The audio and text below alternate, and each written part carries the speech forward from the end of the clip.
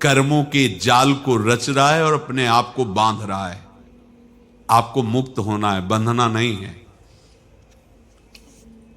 जीव का जन्म कर्मों के अनुबंध से होता है, कर्मों के बंधन से होता है, और उसको अपना ऋण चुकाना होता है।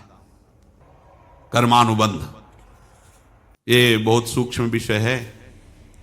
जैसे आप जिस परिवार में जन्म लिए हैं तो उस परिवार के लोगों से आपका ऋण है, इसलिए उसी परिवार में आप आए हैं। और ऋणानुबंध उसको बिना चुकाए या बिना वसूल किए आप वहां से जाएंगे नहीं।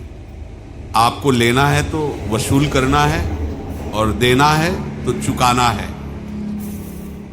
ये पूर्व के जन्मों से निश्चित किया गया है। जैसे किसी के यहां पुत्र हुआ, जन्म से ही पैसा खर्चा शुरू हुआ, बड़ा हुआ तो उद्दंडता के द्वारा मार पूरे परिवार को क्लेश पर क्लेश देता चला जा रहा है। ये तुम्हारे कर्म का फल है। या ऐसे शक्तिहीन बुद्धिहीन ऐसे पागल पूरे जीवन सेवा करो, तुमसे अपना हिसाब चुकाने के लिए वो आया है। अब परिवार के जो सदस्य जुड़े आके, मतलब पत्नी आते ही पूरी हृदय में आनंद, परिवार में आनंद, और जीवन भर वो आनंद ही सुख देने के लिए उसका जन्म हुआ। वो अपना ऋणानुबंध मुक्त, और आते ही भयंकर क्लेश खड़ा कर दिया, बीच में दीवाल और झगड़ा वैसा, फिर अतरे दिन मारपीट शुरू, कलह अशांति, पूरा जीवन नरक हिसाब करने आए। यहां ऋण चुकाए बिना कोई जा नहीं सकता, ऋण चुकाना पड़ेगा। किसी का ऋण वसूल करना है तो किसी को ऋण चुकाना है, दोनों काम करने होते हैं। अनेक जन्मों में अनेक लोगों के साथ हमने जो बर्ताव किए हैं, अच्छे या बुरे, वो होंगे। अब किसी आदमी को हम जानते नहीं, अचानक मिला, अचानक टक्कर लगा और मार पीट गाली गुप्ता सब कर दिया, चुपचाप सह लो। क्यों? ये आपका हिसाब है, पूर्व का हिसाब। हमारा उससे कोई द्वेष नहीं, कोई संकल्प नहीं। अचानक घटना घटी और हमसे द्वेष करने लगा, हमें पीटने लगा, हमें गालियां दे, ये हिसाब है, चुपचाप सह जाओ। अपने घर का भाई ही भारी दुश्मन बन गया और क्लेश दे, हिसाब है। एक प्रभुदत्त ब्रह्मचारी जी की वाणी में पढ़ा था, एक महात्मा जी भ्रमण करते थे तो उस समय असरफियां चलती थी, मोहरे असरफियां, तो उनको भेंट में देते लोग। तो या तो ठाकुर सेवा में लगे तत्काल, या संत सेवा में तत्काल लगे, उसका संग्रह करके डोलना ये ठीक नहीं है बैरागी के लिए, सिद्धांत में ये ठीक नहीं है। तो जब 2, 4, 6, 8 ऐसे मोहरे हुई तो उन्होंने विचार किया कि और भ्रमण करके जब काफी मोहरे हो जाएंगी तो प्रयागराज में जब कुंभ पड़ता है, एक बार पूरे सब अखाड़े के संतों को, अलग अलग संप्रदाय सब संतों को बुलाएंगे और सबको पुआएंगे। अब साधु है तो यही विचार करेगा, और क्या विचार करेगा। तो उन्होंने ऐसे डंडा बनवाया, बेंत, जो ऊपर से चूड़ीदार और भीतर पोला, और मोहरे उसमें डालते गए। और भ्रमण, जहां जहां श्रद्धालु भगत सबके यहां जाना और इच्छा रखना कि एक मोहर तो दे ही दे दक्षिणा में। कामना कोई भी हो वो बांधती ही है, ध्यान रखना।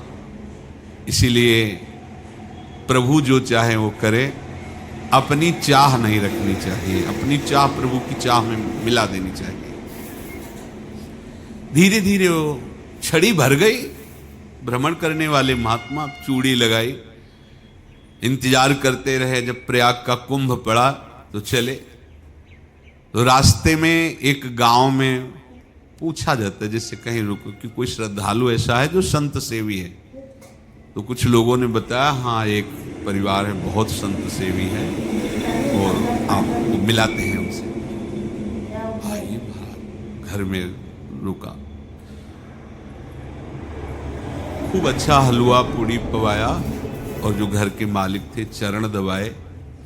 चरण दबाते दबाते उनकी दृष्टि पड़ी उस डंडे पे, इतना मोटा और ऊपर से कुछ चूड़ी सी भी नजर आ रही, इस डंडे में तो कोई रहस्य है ही है। अब महात्मा जी को खवा पिला के सुला दिया। महात्मा जी जब सो गए, पत्नी से धीरे से कहा, वो डंडा लाओ बाबा जी का डंडा। और वो चूड़ीदार जो ही खोला पलटाया तो सैकड़ों मोहरे। ऐसे संत रोज पधारे भगवान, तुम आनंद हो जाए फिर क्या। पत्नी से कहा, नाक के कंकड़ लाओ।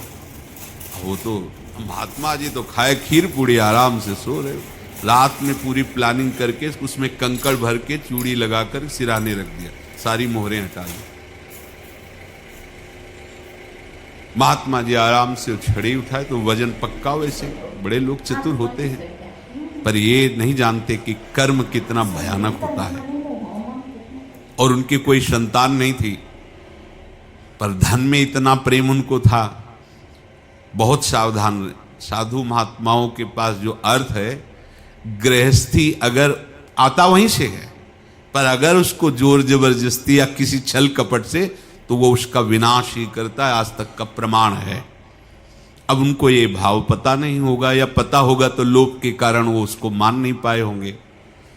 महात्मा जी गए प्रयाग में, किसी अखाड़े पर रुके और वहां प्रार्थना की कि कल जो है संपूर्ण अखाड़ों का निमंत्रण किया जाए और सब संतों को भोग पवाया जाए और उनको दक्षिणा भी दी जाए। महंत ने सोचा कि बहुत बड़ा है तो उत्सव है, क्योंकि प्रयाग में कितने हजारों संत महात्मा सब। तो उनका महाराज बोरों इसमें चीनी और टीनों घी लगेगा, सब व्यवस्था। बोले आप मंगाइए, एक एक हिसाब हम करेंगे, हमारे पास सब व्यवस्था है। बोले कुछ तो पहले दे दो, इकट्ठे देंगे हम। उनको था कि अगर हम छड़ी खोला और दो चार मोहरे दी, किसी को पता लग गया तो गड़बड़ हो सकती। बोले हम भंडारे के समय आखिरी में सब कुछ आपको दे देंगे। ठीक। वो अपने पास से पैसे लगाकर खूब जितना सामग्री सब लाए, लाखों की, और सब संतों को निमंत्रण कर दिया। संत जन निमंत्रित हो गए, भंडारा बन रहा है। तब वहां के महंत है, उनका देखो भंडारा भी बन रहा है, संतों को निमंत्रण। अब आप अर्थ की व्यवस्था कीजिए, क्योंकि इतनी बड़ी हमारी सामर्थ्य नहीं थी जितना हमने किसी तरह हमने व्यवस्था की। अब मुझे अर्थ चाहिए, तभी आगे की व्यवस्था बढ़ेगी। संतों को दक्षिणा देंगे और जिनसे अर्थ लिया उनको दे। देखो रसोई बन गई है सब। उनका छत में विश्वास नहीं तो ये अभी चूड़ी खोली। उनको तो था ना कि मोहरे हैं। तो अब जैसे कितना उनको सदमा लगा होगा, हजारों संतों का निमंत्रण, रसोई बन, मतलब संत हो के छल कपट। तो उनका महाराज आपने तो हमारा नाश कर दिया, जो महंत थे। अब बताओ रसोई बन गई, संत निमंत्रित हो गए और आप ये कंकड़ दिखा रहे हैं हमको। आपने तो हमें बर्बाद कर दिया, हमारी इतनी सामर्थ्य नहीं थी, आप पहले बता देते। संत होकर ऐसा छल कपट। अब वो बोले तो क्या बोले, क्योंकि उनको पता था कि मोहरे हैं इसमें। अंदर से उनका चिंतन गया उसी सेठ के पास, अच्छा ऐसा धोखा हमारे साथ किया, भोगोगे तुम। ये जो निकलता है ना भोगोगे, ये अकाट्य होता है। क्योंकि किसी का भी हृदय, मान लो किसी भी जीव जंतु को आप कष्ट दें और उसका हृदय आह भर जाए, तो वो आह वज्र की लेख है, तुम्हें भोगना पड़ेगा। वो देखो भीष्म जी को भोगना पड़ा। सांप को ऐसे धनुष के नोक से उठाया और बबूल के कांटों के ऊपर फेंक दिया, कई दिन तक छेदा हुआ, वो आह भर करके मरा। तो आपको 6 महीने बाणों की सैया पर आह किसी की ना लेना जिंदगी। कोई ऐसा कोई आह भर करके कह दिया तुम समर्थ हो, हम तो कुछ कर नहीं सकते, और अंदर से दुखी, फिर तुम्हारी सामर्थ्य काम नहीं करेगी, मिट्टी में मिला देगी। फिर ये तो संत थे और भगवत आराधना के लिए, संत आराधना के लिए ही ऐसा किए हुए थे। अब इनका कैसे मुंह दिखाएं, अब क्या करें। सुबह संत जन आएंगे, सबके बीच में हमारी कि देखो इन्होंने, अब क्या करें। गए और संगम में जाके छलांग लगाई, अपने प्राण त्याग। अब उनके तो पास मोहरे थी और व्यापार बढ़ा, और 9-10 महीने बाद ही लड़का हुआ। अब तो उनको कि संत फलीभूत हो गया। देखो व्यापार चल रहा, लड़का नहीं होता था, लड़का भी हो गया। बड़ा आनंद छा रहा है। जब से वो प्रकट हुए, और धन की वृद्धि शुरू हो गई, पढ़ाई लिखाई में उनके खर्चा हुआ सब। ऐसा धोखा हमारे साथ किया, भोगोगे तो। ये जो निकलता है ना भोगोगे, ये अकाट्य होता है।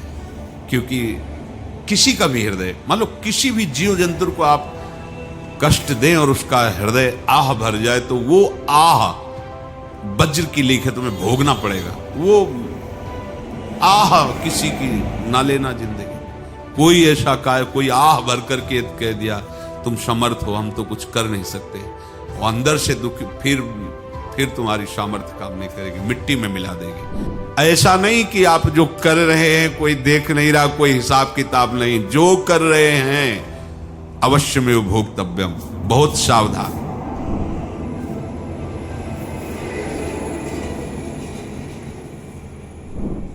जीव स्वयं नित्य निरंतर कर्मों के जाल को रच